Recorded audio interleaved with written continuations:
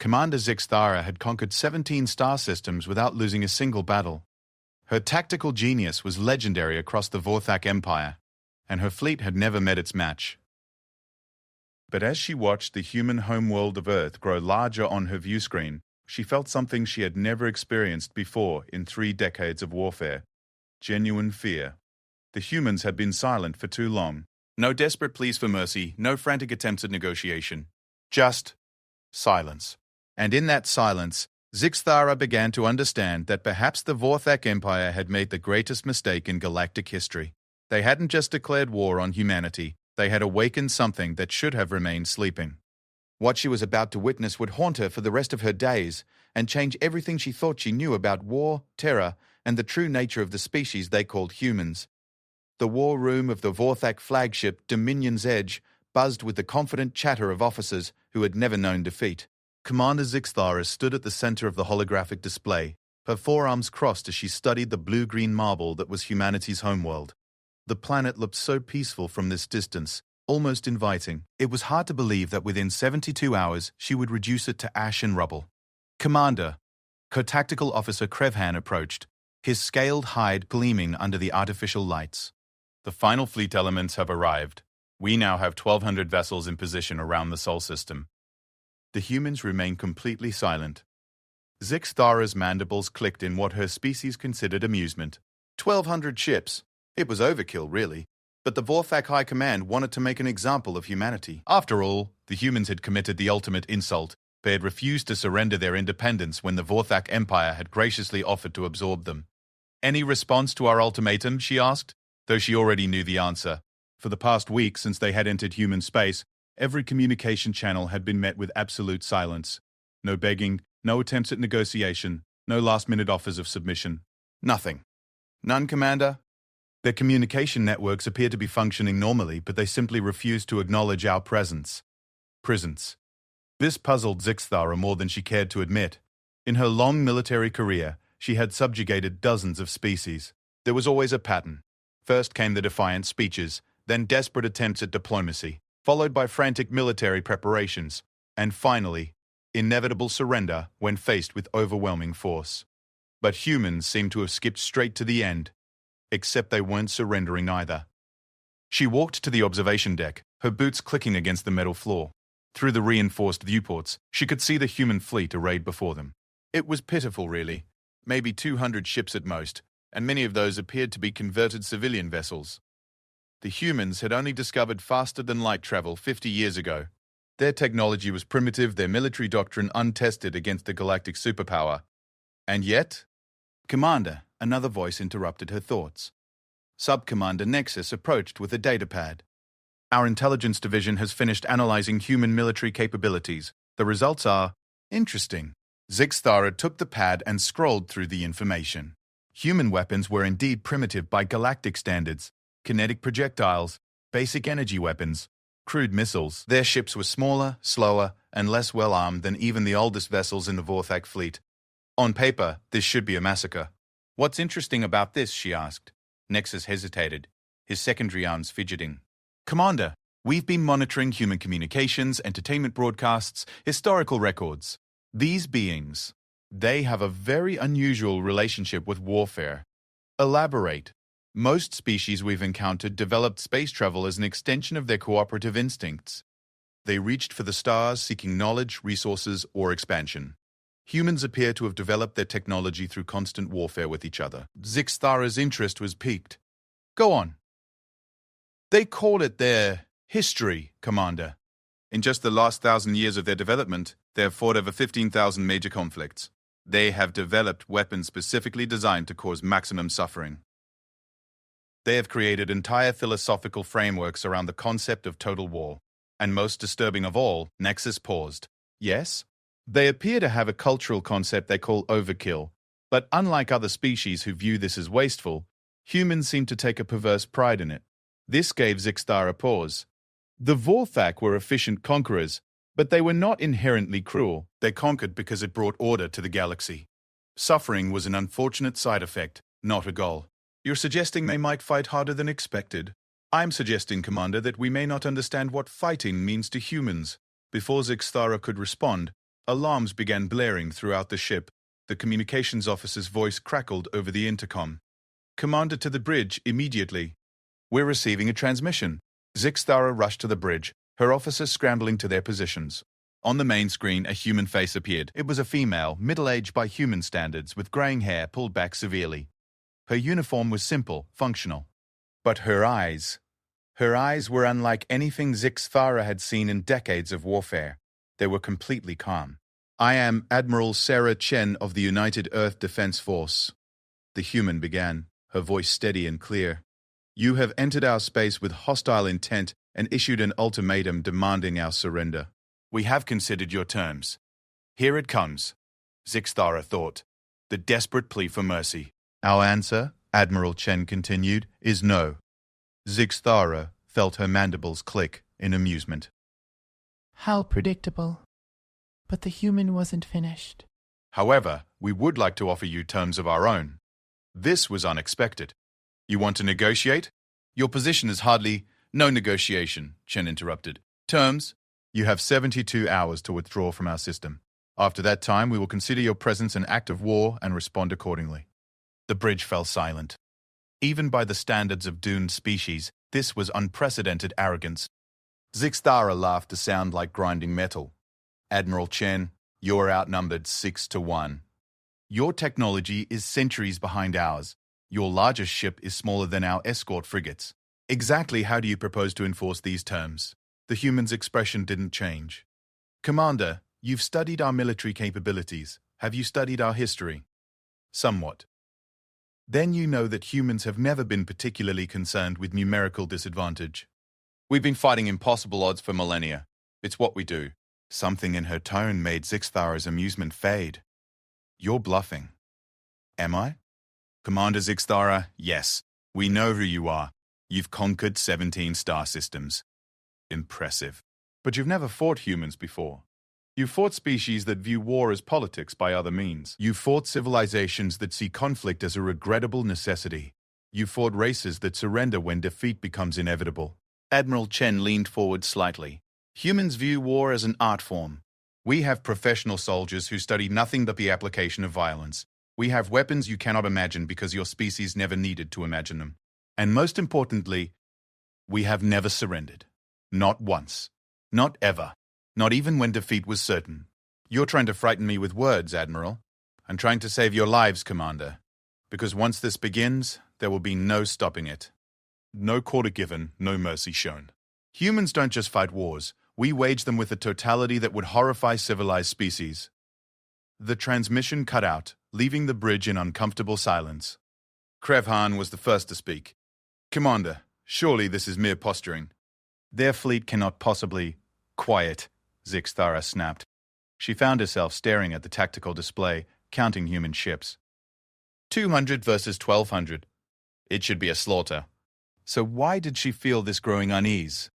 Communications, open a channel to High Command. Within moments, the imposing figure of High Admiral Vorthmak filled the screen, his ceremonial armor gleaming with the medals of a dozen campaigns. "Commander Zixthara, I trust you're ready to begin the bombardment?" "High Admiral, I request permission to extend the ultimatum by another 72 hours. The silence that followed was profound. High Admiral Vorthmak's eyes narrowed to dangerous slits. "You request... what?" "The humans are unusual, High Admiral. I believe a more cautious approach..." "Commander." Vorthmak's voice carried the ice of absolute authority. "You have your orders. Humanity will surrender or be destroyed. There will be no extensions, no delays, and no excuses. Is that understood?" Zixthara felt her career hanging in the balance. "Understood, High Admiral. The eyes of the Empire are upon you, Commander. Do not disappoint us." The transmission ended, leaving Zixthara alone with her doubts. Around her, the bridge crew prepared for what they assumed would be a simple extermination operation. But something Admiral Chen had said kept echoing in her mind. "Humans don't just fight wars. We wage them with a totality that would horrify civilized species." What exactly did that mean? She was about to find out. "All stations, prepare for combat operations," she ordered. Time to impact, 71 hours, 37 minutes. As her officers scurried to carry out her orders, Zixthara couldn't shake the feeling that she had just set something terrible in motion, something that would change everything she thought she knew about war. Through the viewports, Earth continued to spin peacefully on its axis, giving no sign of the storm that was about to break. But in the depths of space, 1,200 Vorthak warships moved into attack formation, while 200 human vessels waited with impatience that seemed almost predatory. The greatest military mistake in galactic history was now just 71 hours away. 60 hours remained when the first human ship moved. It wasn't dramatic, just a small adjustment in position that brought it slightly closer to the Vorthak fleet.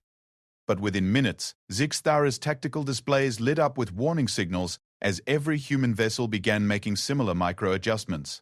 Nothing that could be considered aggressive, nothing that violated any military protocols, but the overall effect was unmistakable. The humans were positioning themselves.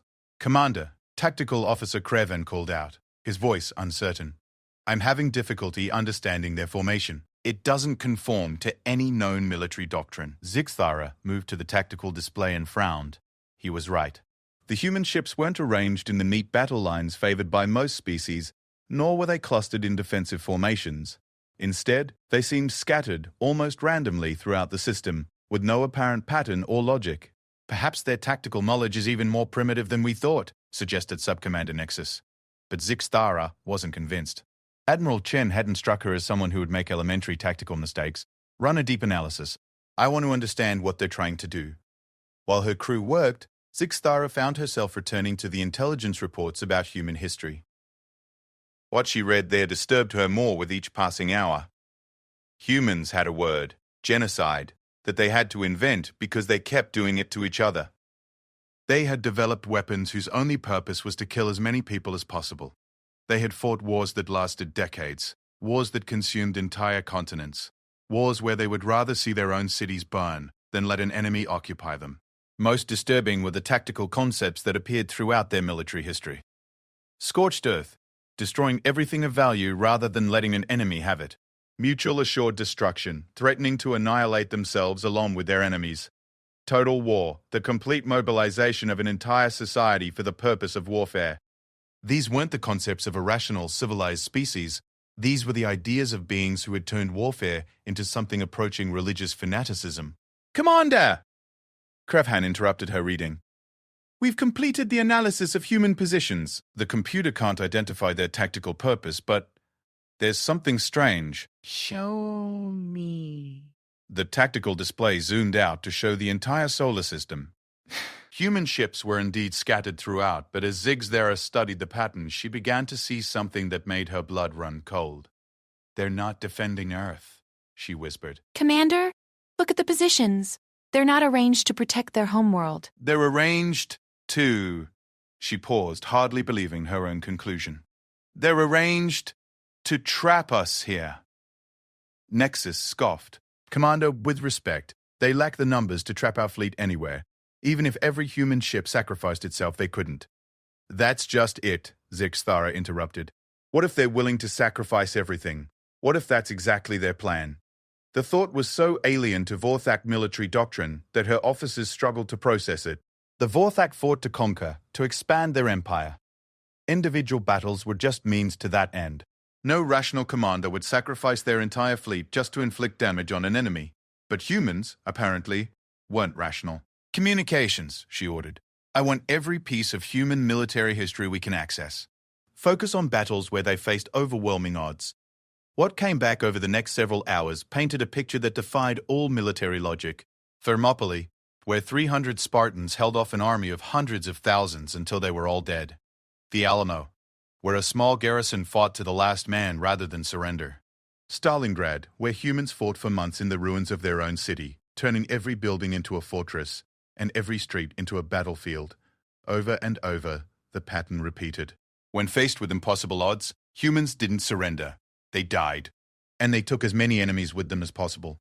"Commander," her communications officer reported, "we're detecting increased activity on human networks. It appears they're broadcasting something to their entire population."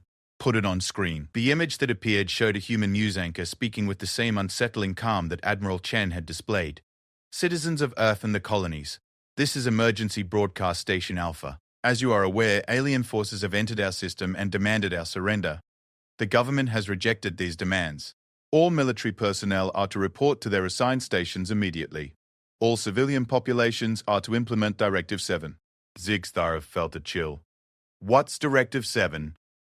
Her intelligence officer scrambled to access human databases.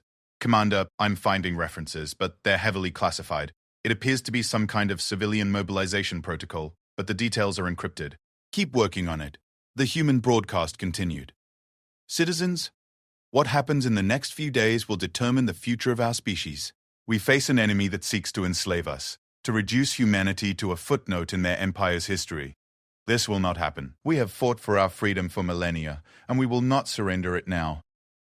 The anchor paused, and for just a moment, Zixthara saw something flicker across her features. Not fear, but something far more dangerous. Anticipation. To our enemies listening to this broadcast, and we know you are, understand this. You have entered a system inhabited by beings who have never known peace. We are descended from persistence hunters who chased prey across continents until it collapsed from exhaustion. We are the children of survivors who endured ice ages, plagues, and countless wars. We have split the atom and harnessed the power of stars. The anchor looked directly into the camera, and Zixthara felt as though those human eyes were boring into her soul. You want a war? You'll have one, but it won't be the war you expect. It won't be the clean, civilized conflict you're used to. It will be total war, fought with every weapon we possess and every ounce of fury we can muster. And when it's over, you'll understand why, in all our long history, we have never stopped fighting. The broadcast ended, leaving the bridge in silence. Commander, Nexus said quietly, surely this is just propaganda. Primitive species often resort to grandiose rhetoric when... Quiet, Zixthara snapped. She was staring at the tactical display, watching human ships continue their mysterious positioning. What weapons do they have that we don't know about? Our intelligence is quite comprehensive, Commander. Kinetic projectiles, basic energy weapons, crude nuclear devices. Nothing that could threaten our shields. But Zixthara wasn't convinced. She had learned to trust her instincts over the years, and every instinct she possessed was screaming that she was missing something crucial. Sensors, deep scan of the human ships. I want to know everything, what they're carrying, how they're powered, any anomalous readings. The results took several hours to compile, and when they came back, they only deepened the mystery. The human ships were indeed exactly what they appeared to be. Primitive vessels armed with primitive weapons. But there were some unusual readings. Commander, we're detecting some kind of volatile compounds aboard many of the human vessels. The signatures are unusual. Explosives? More than that. It appears they've loaded their ships with industrial chemicals, radioactive materials, and, this is strange, biological samples. Zixthara felt her mandibles click in confusion. What possible military use could biological samples have? Unknown, Commander. But the quantities are enormous. Some ships appear to be carrying nothing but these materials. A horrible suspicion began to form in Zixthara's mind. She turned to her intelligence officer. In human history, have they ever used biological weapons? Let me check, yes, Commander. Extensively. They've weaponized diseases, toxic chemicals, even radioactive materials. But surely they wouldn't use such weapons in space combat.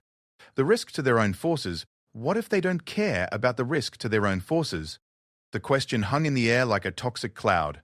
It violated every principle of civilized warfare, every rational approach to military conflict. No species would deliberately expose their own forces to such weapons just to inflict damage on an enemy.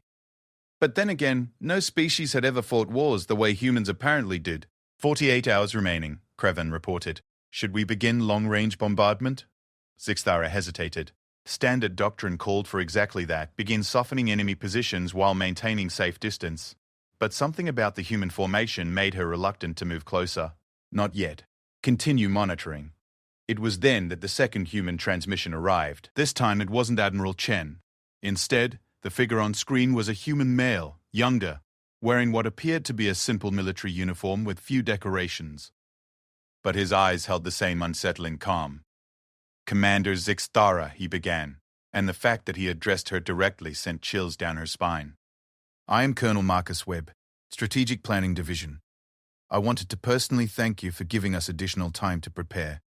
Zixthara found herself leaning forward despite herself. You see, we've been studying your fleet for the past 60 hours.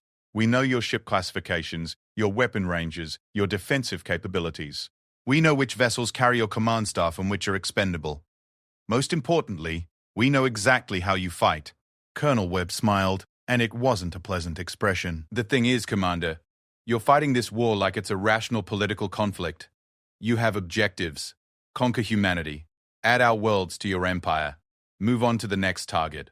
You're trying to minimize your losses while achieving maximum effect." Very civilized. Very logical. His smile widened. "We're not fighting that kind of war at all.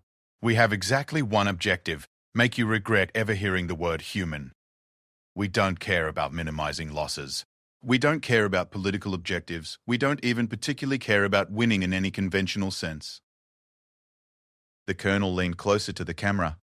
"We care about making this so costly, so horrifying, so absolutely devastating that your species will tell stories about it for generations. We want your children's children to wake up screaming from nightmares about what happens when you pick a fight with humanity." The transmission cut out, leaving Zixtara staring at a blank screen. Around her, the bridge crew exchanged nervous glances. This wasn't the kind of enemy they were trained to fight. How do you negotiate with someone whose only goal is to hurt you as badly as possible? 36 hours remaining, Krevhan reported quietly. Zixtara nodded absently.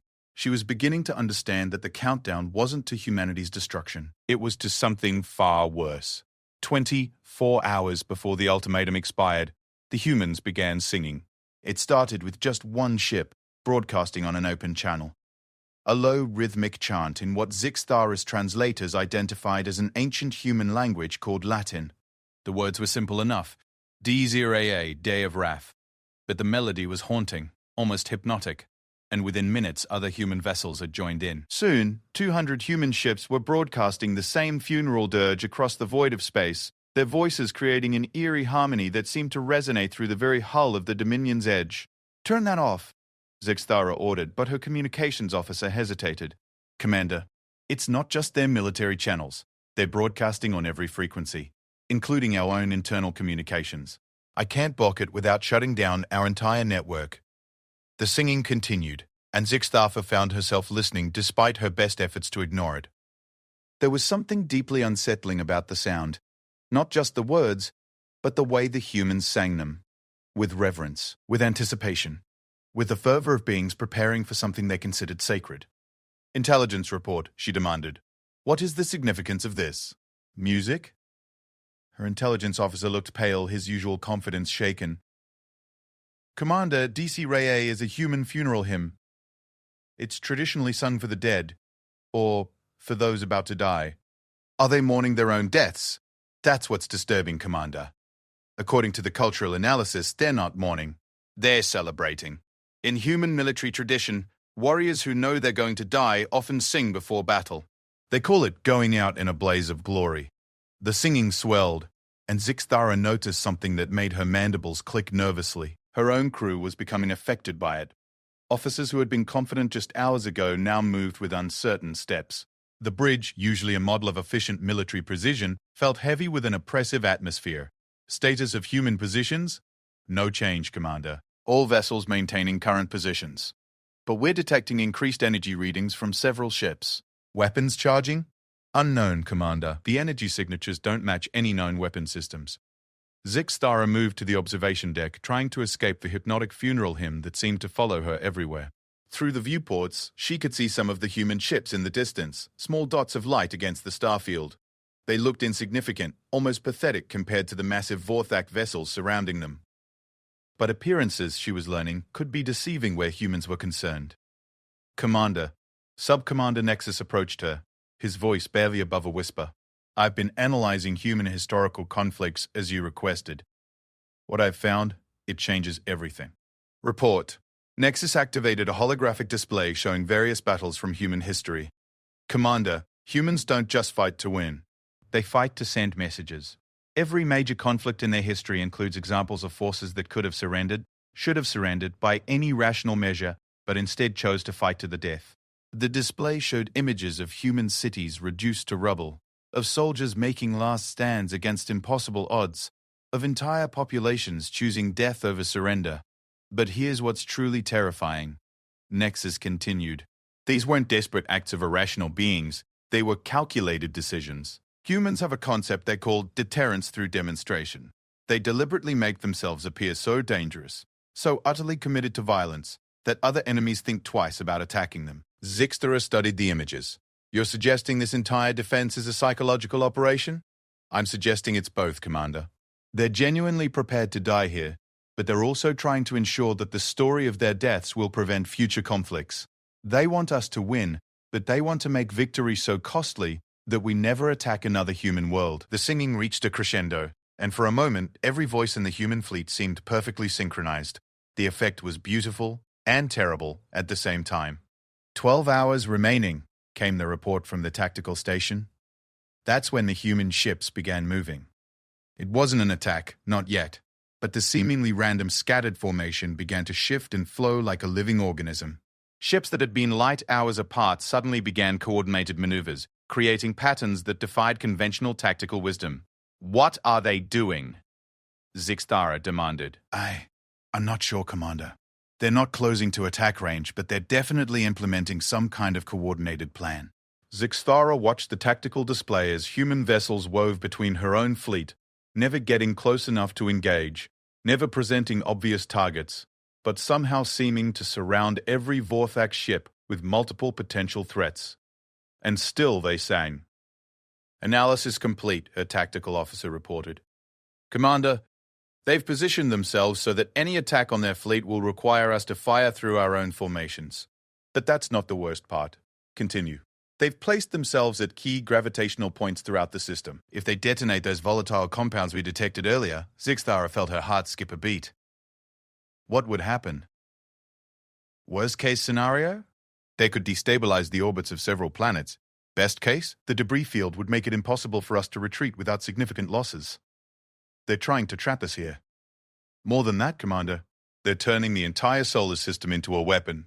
This was beyond anything in Vorthak military experience. The idea of weaponizing an entire star system, of turning planets and asteroids into components of a massive destructive device, was so audacious that it bordered on insanity.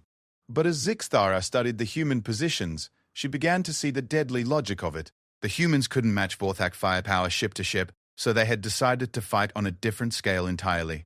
Instead of a naval battle, they were preparing for something that resembled a controlled stellar catastrophe.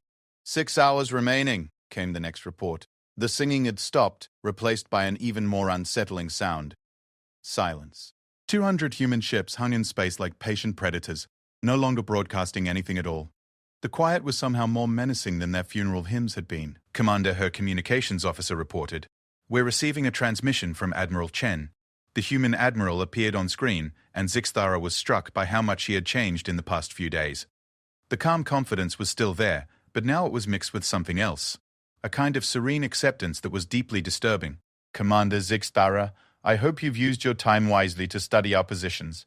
By now, your tacticians have probably figured out what we're planning. Zixtara said nothing, but Chen seemed to interpret her silence correctly. Good. Then you understand that this isn't going to be the clean, quick victory your superiors expect. We've turned this entire system into what we call a kill box. You can certainly destroy us, but you'll have to fight through the most hostile environment we can create. Admiral Chen leaned back in her chair, and for a moment she looked almost tired. I've been in contact with human colonies throughout this sector. They know what's happening here. More importantly, they know what we're prepared to do about it. After today, the galaxy will understand exactly what it means to fight humans. Admiral, Zixtara found herself speaking. There's still time to avoid this. Your people don't have to die. Commander, you still don't understand. We're not dying here today. We're sending a message. Every human who falls in this system is a promise to the galaxy. Attack humanity, and you'll pay a price that makes victory meaningless. Chen smiled that same unsettling smile that Colonel Webb had shown. Do you know what humans call a victory that costs more than defeat? We call it a Pyrrhic victory, named after a king who won battles but lost his army doing it. Today, Commander, you're going to learn why that's the only kind of victory humans ever give their enemies. The transmission cut out, leaving Zixtara alone with her increasingly nervous crew. 2 hours remaining, came the report. Around the bridge, Vorthak officers, who had been confident just days ago, now moved with the careful deliberation of beings who suspected they were walking into a trap. The funeral singing had been replaced by their own whispered prayers to Vorthak gods who had seemed distant just hours ago. "Commander?" Kreven approached quietly. "The crew is concerned. Perhaps we should contact High Command, request additional support or alternative strategies." Zixthara considered this, but she knew it was impossible. The eyes of the Empire were upon them. High Admiral Vorthmak had made it clear that failure was not an option. But more than that, she was beginning to understand that no amount of additional ships would change the fundamental equation here. Humans weren't fighting to win. They were fighting to make their enemies regret the decision to fight at all. 1 hour remaining, came the final report. Through the viewports, Earth continued to spin peacefully, giving no sign of the storm about to break. But now Zixthara could see human ships moving into their final positions, each vessel carefully placed to maximize damage when the inevitable happened. She thought about her long career, about the 17 star systems she had conquered, about the reputation for tactical brilliance that had brought her to this moment. None of it mattered now. She was about to learn something that would change her understanding of warfare forever. Humans didn't just fight wars, they created nightmares. The moment arrived with no fanfare, no dramatic announcements, no final ultimatums. The chronometer simply clicked to 0, and Zixthara found herself staring at the tactical display, knowing that she had no choice but to give the order that would haunt her for the rest of her life. "All vessels," she commanded, her voice carrying across the fleet communications network to 1,200 ships, "commence attack pattern Alpha. Target human military vessels first, planetary installations second." The response was immediate and devastating. Vorthak energy weapons, refined over centuries of galactic conquest, lanced out across the void. Plasma cannons that could vaporize asteroids, particle beams that could slice through any known armor. Guided missiles carrying enough explosive power to level cities. All of it converged on the human fleet with mathematical precision. For exactly 47 seconds, it looked like the most one-sided massacre in galactic history. Then the humans showed them what terror really looked like. The first indication that something was wrong came when human ships began exploding, not from Vorthak weapons, but from something happening inside them. One moment they were taking damage like any normal vessel would. The next, they were detonating with an intensity that sent shockwaves rippling through space itself. "What's happening?" Zixthara demanded, but her tactical officer was staring at his displays in bewilderment. "Commander, those aren't normal explosions. The energy readings are off the charts. It's like they're using their own ships as bombs." The truth was worse than that.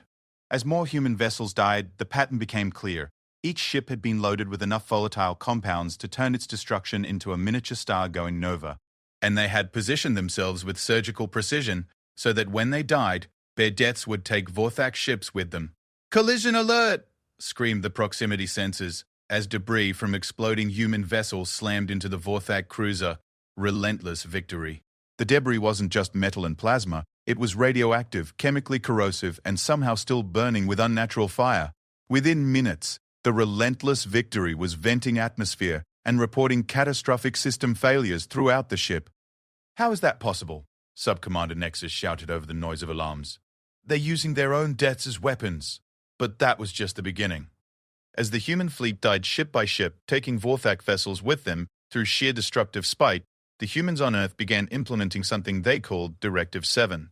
Across the planet's surface, massive installations that had appeared to be industrial facilities suddenly revealed their true purpose.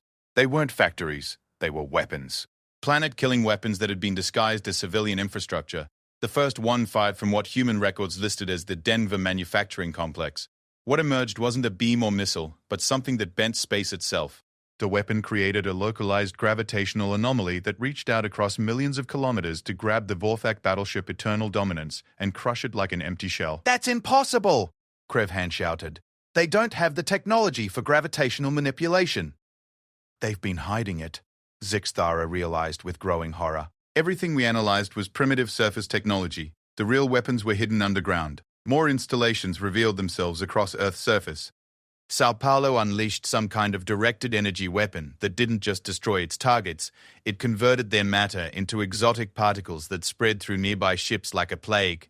Tokyo fired projectiles that moved at significant fractions of light speed, each one carrying enough kinetic energy to crack a moon. Moscow deployed something that could only be described as weaponized black holes, tiny singularities that consumed everything they touched. And still the human ships kept dying, each death precisely calculated to cause maximum damage to the Vorthak fleet. "They've been preparing for this," Zixthara whispered, watching her tactical display fill with warning signals as Vorthak vessels reported system failures, hull breaches, and crew casualties. Not for days or weeks. For years. Maybe decades. The humans had known this war would come eventually. They had looked at the galaxy, seen species after species being absorbed into various empires, and decided that when their turn came, they would make it cost more than anyone could imagine. "Commander," her communications officer called out. "We're receiving a transmission from the human admiral." Admiral Chen appeared on screen, and the background behind her told a story of its own. She wasn't broadcasting from a command center or military facility. She was in what appeared to be a civilian shelter, surrounded by human children and elderly. The message was clear. Even their military leadership was prepared to die alongside their people. "Commander Zixthara," Chen began, her voice carrying the same impossible calm it had held since this nightmare began. "I hope you're beginning to understand what you've walked into." Around them, the battle raged with an intensity that defied belief. Human ships continued their systematic self-destruction, taking Vorthak vessels with them in exchanges that would have been considered insane by any military doctrine Zixthara had ever studied. "You came here expecting to fight a military," Chen continued. "Instead, you're fighting an entire species that has decided dying free is preferable to living as slaves.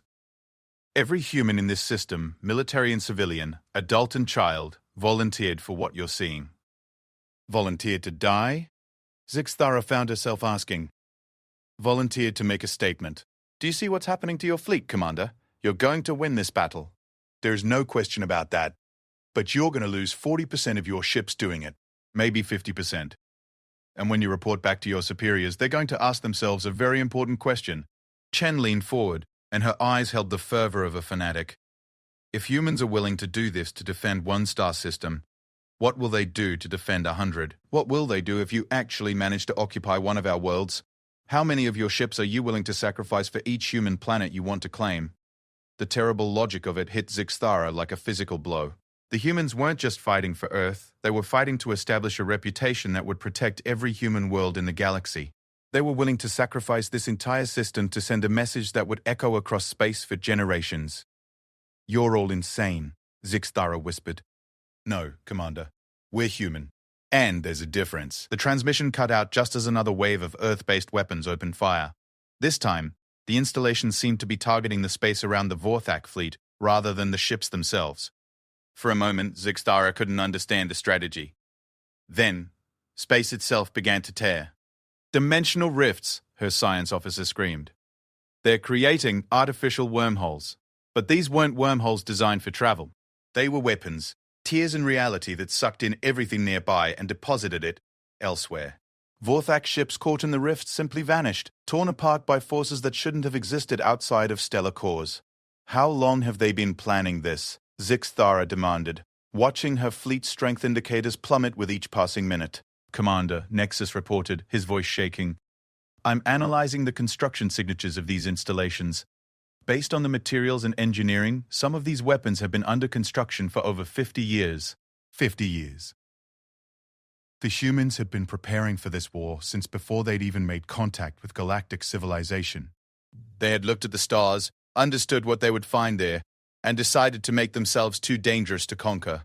Fleet status report. Zixthara ordered. The numbers were staggering. In less than 2 hours of combat, the Vorthak fleet had lost over 400 ships. Not to superior technology or tactical brilliance, but to an enemy that fought with the desperate creativity of beings who had nothing left to lose. And the humans were down to fewer than 30 ships. "They're almost finished," Krevhan reported. "Whatever else happens, we'll have eliminated their fleet." But Zixthara was beginning to understand that eliminating the human fleet had never been the real challenge. The challenge was what came next. Communications, contact the surviving human vessels. "I want to speak with whoever's in command now." The face that appeared on screen wasn't Admiral Chen. It was a young human male, barely more than a child by the standards of most species, wearing a torn and bloodied uniform.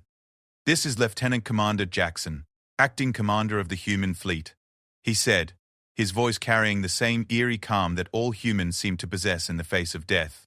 "I assume you want to discuss our surrender?" "Yes." Jackson smiled, and it was the most terrifying expression Zixthara had ever seen. "I'm afraid that's not possible, Commander. You see, we don't actually have any protocols for surrender. We never learned how." With that, the last 30 human ships began their final charge. They didn't bother with tactics or strategy. They simply pointed themselves at the largest Vorthak vessels and accelerated to maximum speed, their hulls glowing cherry red from the strain.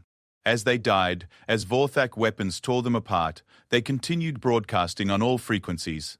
But they weren't broadcasting surrender or pleas for mercy. They were broadcasting something else entirely: coordinates, tactical data, and detailed recordings of everything that had happened in this system. They were sending intelligence reports to every human colony in the galaxy. The message was clear: this is how humans die. This is how much it costs to kill us. And there are billions more of us out there, all preparing to make you pay this price again and again and again.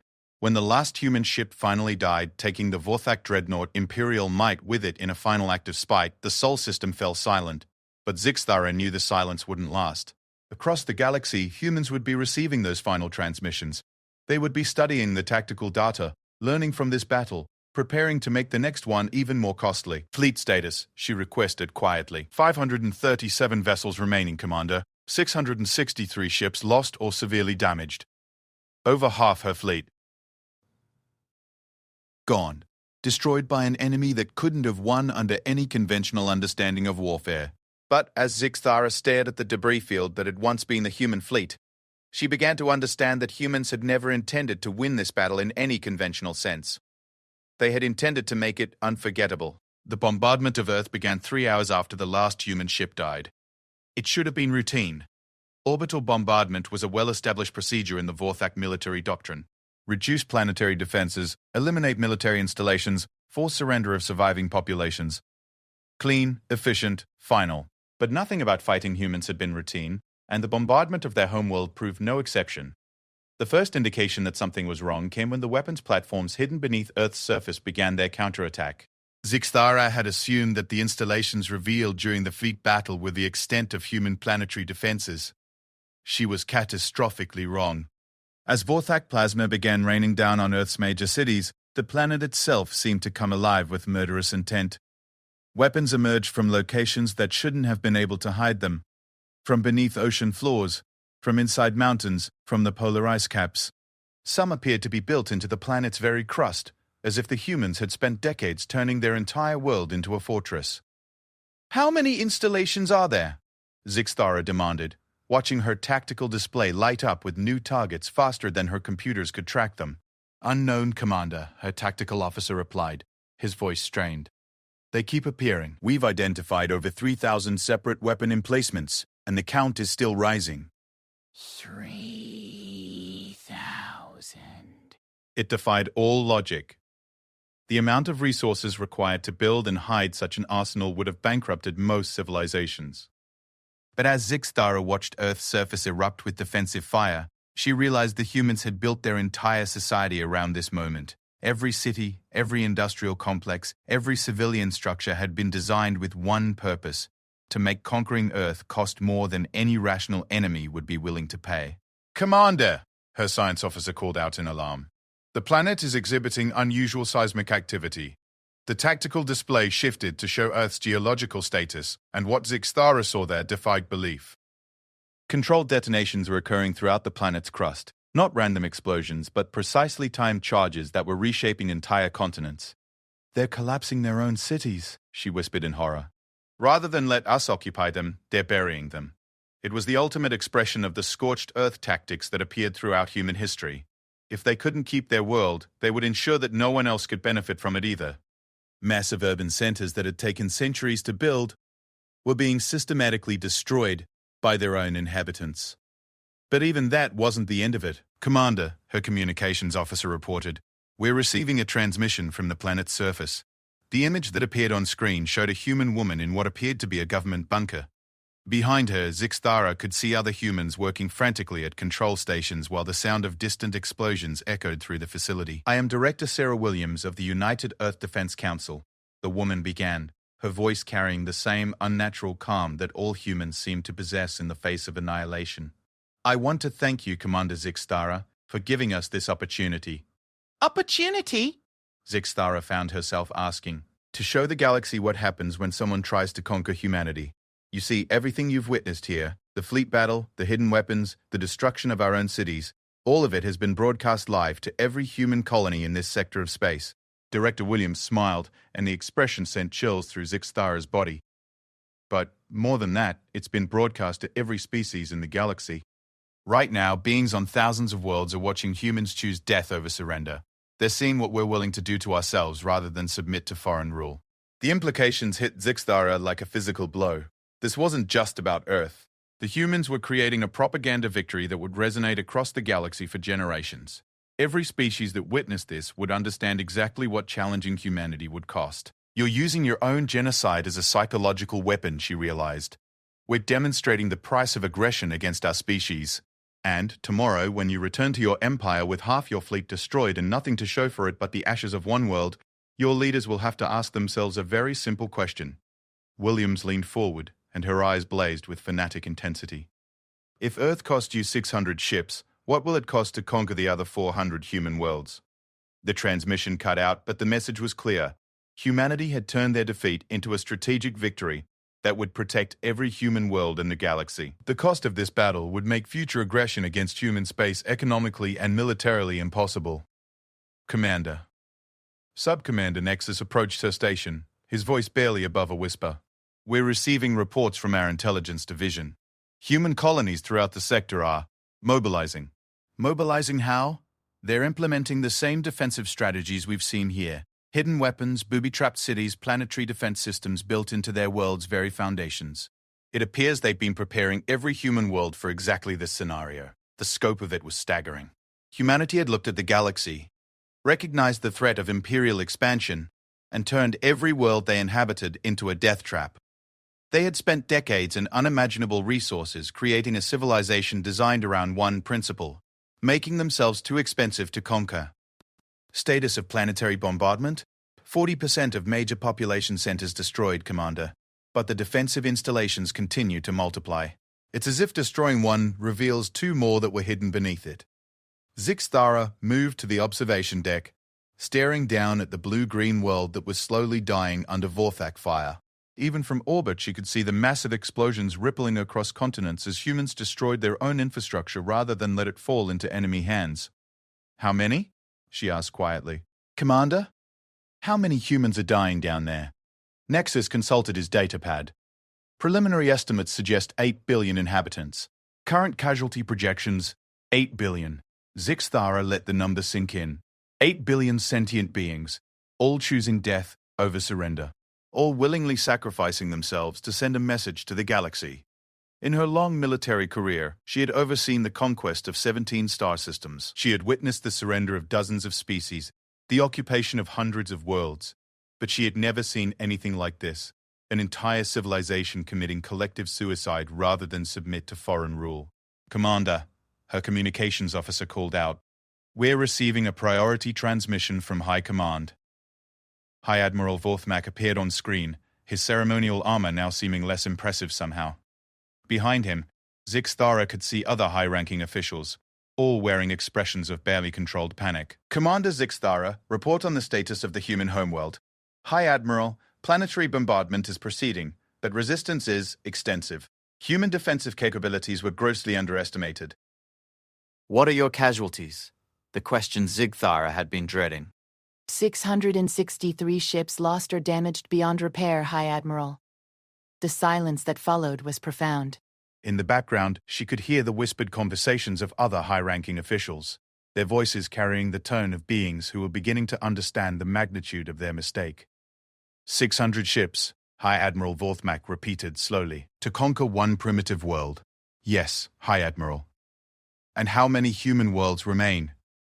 Intelligence estimates suggest approximately 400 colonies, High Admiral. The mathematics was simple, brutal, and undeniable. If Earth had cost them 600 ships, conquering all human space would require destroying the entire Vorthak fleet several times over. And that assumed the other human worlds weren't even better prepared than Earth had been. "Commander," High Admiral Vorthmak's voice carried a weariness that Zixthara had never heard before. Complete the bombardment of the human homeworld. Then withdraw from human space immediately. High Admiral. The conquest of humanity is hereby suspended indefinitely. We are reassessing our strategic priorities. The transmission cut out, leaving Zixthara alone with the reality of what had just happened. The mighty Vorthak Empire, conqueror of dozens of species, master of hundreds of worlds, had just admitted defeat to a species they had outnumbered 6-1. Continue bombardment, she ordered quietly, but prepare the fleet for withdrawal. As her officers carried out her commands, Zixthara found herself thinking about Admiral Chen's final words. After today, the galaxy will understand exactly what it means to fight humans. The human admiral had been right. Every species in the galaxy would hear about this battle. They would learn that humans were willing to die to the last being rather than surrender. They would understand that conquering human space would cost more than any victory could possibly be worth. Humanity had lost this battle in every conventional sense. Their homeworld was dying, their fleet was destroyed, their military had been annihilated. But in losing, they had won something far more valuable than any single battle. They had won their freedom. Forever. Bombardment complete, Commander, came the final report. No significant life signs detected on the planetary surface. Earth was dead. 8 billion humans had perished rather than submit to foreign rule. But as Zixthara stared down at the smoking ruins of humanity's birthworld, she knew that their sacrifice had achieved its purpose. No one would ever attack a human world again. The cost was simply too high. All vessels, she ordered, prepare for jump to hyperspace. We are withdrawing from human space. As the Vorthak fleet began its retreat, long-range sensors detected something that made Zixthara's blood run cold. Ships were approaching from the outer edges of human space. Not military vessels, but civilian transports and cargo haulers, all heading toward Earth. They weren't coming to fight, they were coming to witness, to see what the Vorthak Empire had done to their homeworld, to carry the story back to every human colony in the galaxy. The legend of Earth's last stand would spread throughout human space, then beyond it. Other species would hear the tale and understand what it meant to challenge humanity. The story would become myth, and the myth would become protection for every human world in existence. In her quarters that night, as the Dominion's Edge jumped through hyperspace away from the Sol system, Zixthara composed her final report on the battle for Earth. She tried to find words to describe what she had witnessed: the systematic self-destruction of an entire civilization, the weaponization of their own deaths, the transformation of military defeat into strategic victory. But how do you explain terror like that to beings who have never experienced it? In the end, she settled for the simple truth. Recommendation. Human space is to be considered permanently off-limits to imperial expansion. The cost of conquest exceeds any conceivable benefit. She never mentioned the nightmares that would haunt her for the rest of her life. Dreams of funeral hymns echoing through space, of humans choosing death over surrender, of 8 billion beings dying with their freedom intact. She never spoke of how the sight of Earth's burning continents had changed her understanding of warfare forever, and she never told anyone that sometimes in her darkest moments she wondered if the humans had been right all along. Some things, after all, really were worth dying for.